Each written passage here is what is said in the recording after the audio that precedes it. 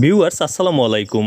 জাতীয় বিশ্ববিদ্যালয়ের নোটিশ বোর্ডের নতুন একটি ভিডিওতে সবাইকে স্বাগত জানাচ্ছি।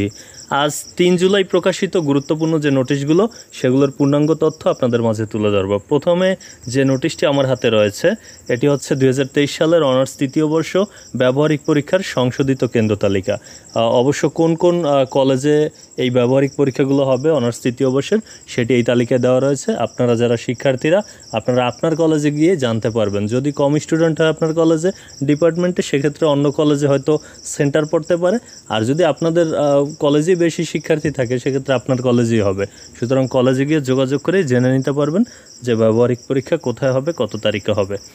এরপরে যে বিষয়টি, প্রতিবন্ধী শিক্ষার্থীদের অতিরিক্ত 30 মিনিট সময় বৃদ্ধি সংক্রান্ত বিজ্ঞপ্তি।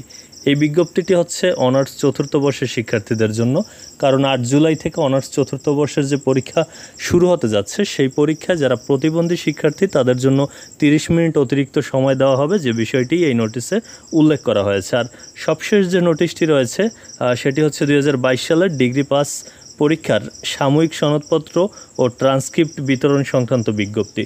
এই বিজ্ঞপ্তির বিস্তারিত অংশে কী রয়েছে চলুন সেটি দেখে নেওয়া যাক।